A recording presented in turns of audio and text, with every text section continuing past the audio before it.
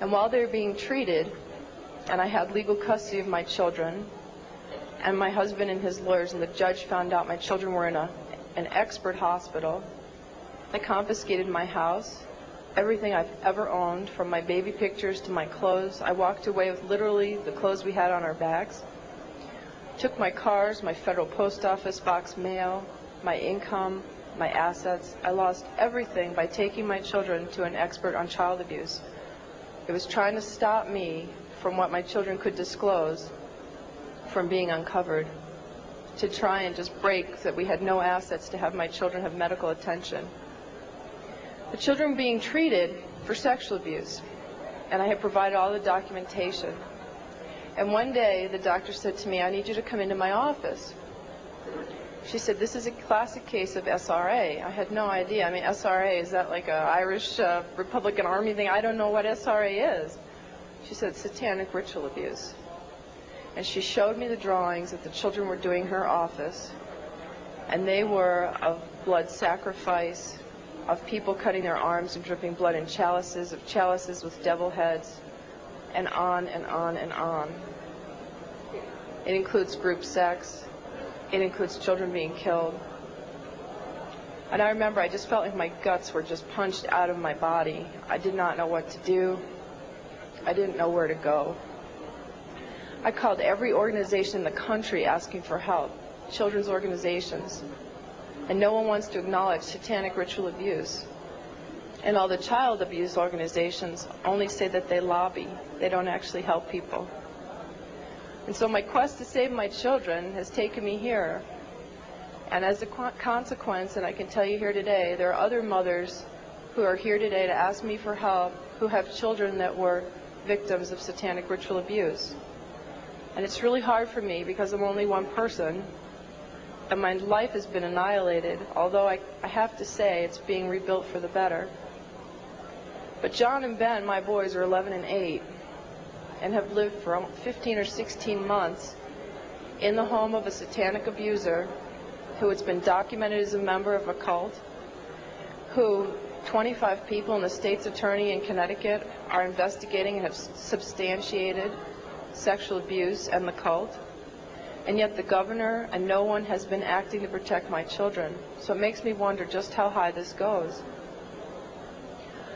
But I'll tell you a story about a little boy that affected my life, and I guess it's besides John and Ben, who I always think about and who I want to stop this from ever happening to another child again.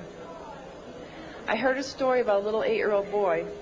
His mom had taken him to protect him, and they were found. And I had been underground for 3 years, by the way. The mother and this little boy were found. The little boy was taken to a basement. He was crucified alive. First he was skinned. When they torture the children, it causes a physical reaction of the endomorphins in your body to just increase because of the terror and the pain. So when the Satanists drink the blood, they actually get like a chemical, a high, like a drug high from the blood of a tortured victim. And this little boy was found in the basement dead, with no blood, skinned alive and crucified. This cannot happen to any more children. I can't do it alone. My children are there. It's really hard. I need each one of you to know this is not a fairy tale. This is not something out of science fiction.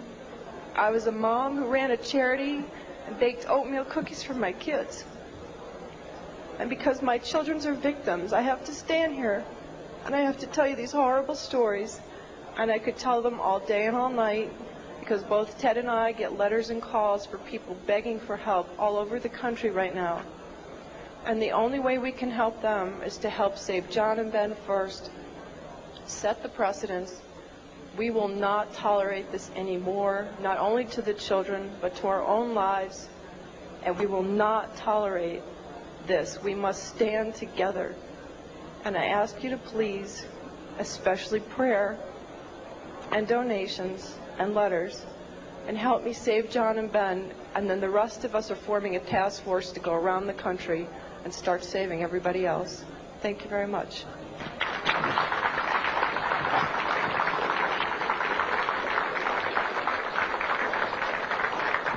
Thank you, Linda. Folks, thanks very much. Any of you have any questions? I guess there's no microphones up here, but go ahead, Renee. Just come down here in front and yell at me.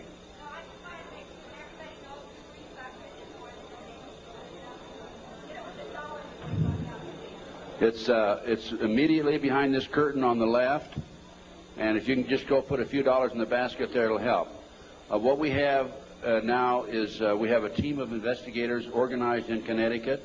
Many of them are working on a voluntary basis. Some are charging a minimal amount, the discount rate.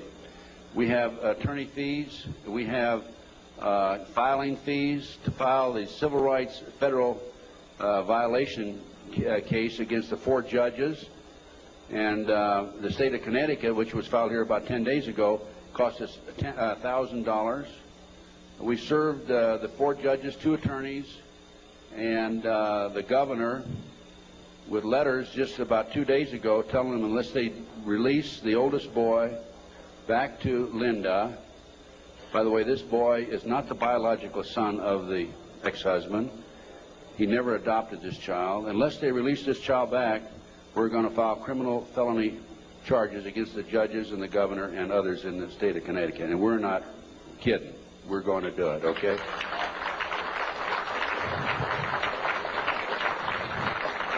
We have been working with a friend of mine. I brought him into the case, Jack Firm, a paralegal, Las Vegas, and he's probably one of the most brilliant men I've ever known. He's doing circles around these attorneys who have taken thousands of dollars, by the way, and he is really responsible for what's happening today more than anybody else. We're all a team, but still he's the one main man in the arena as far as the law is concerned. Any other questions that we have? Yes, come on up to the microphone, please. Come to the microphone, because they need to get this recorded. We listen to your stories, and we wonder if this happens to us or our family or anyone. Where would you go, and who would you go to? You quit the FBI. Terry Reid quit. And you implied that the governor, right on down, and, the president and all are crooked at the dog's hind leg. Who would you talk to if you had a problem tomorrow?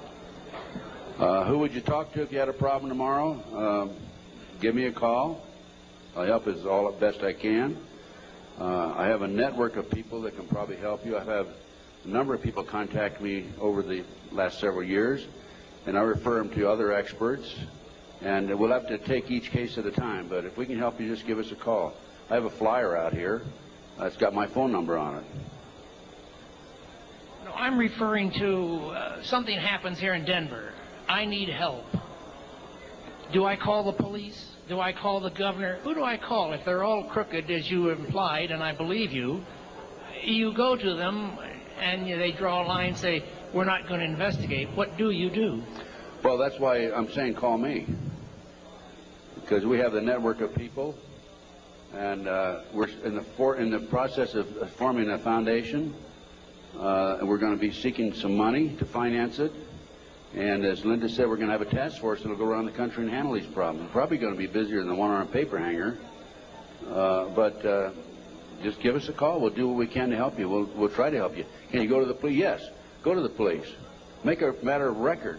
What I suggest you do with the police is go talk to them personally, and then go back and write a letter, confirm your conversation, send it registered mail so you have it on record. Anybody you talk to in these type cases, make sure you have it a matter of record. Certified mail. Yes, question. Yes, will you name public profile figures that were suspects out in the California case? The people that were named by the children? Can you do that? No, I can't name them because I can't prove it. All I can tell you is what the kids said. And the kids, they basically have said that the children were not credible. And I think if I said anything, I'd be open myself to a lawsuit. I'm not afraid. If I could name them without being sued, I would. But believe me, they're very prominent people. They're household words. What elements of possible satanic abuse do you see in the John Bonet case? Interesting question. What elements of possible satanic activity do I see in the Bonet case? I can't prove it.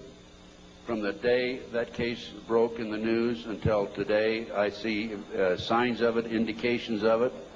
The tourniquet around the little girl's neck.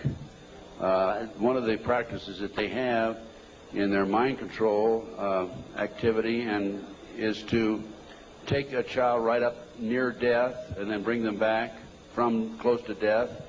I would suspect that that's a possibility here, that this child, they took this child too far and the child passed away. I don't know again, but I'm saying based on my experience and expertise, good possibility of that. I'd say there's a good possibility that, in fact, I'm confident that the family knows much more than what they're telling. The fact that they were not cooperative for a number of months would indicate that. My instincts tell me that. I would have to say she was probably a victim of a pedophile operation or a pedophile ring, which dovetails into Satanism and cult activity. Any other questions? Well, thanks, folks. I enjoyed appearing before you, and I hope you learned something. Go buy some of my research and make copies and pass it out. Education.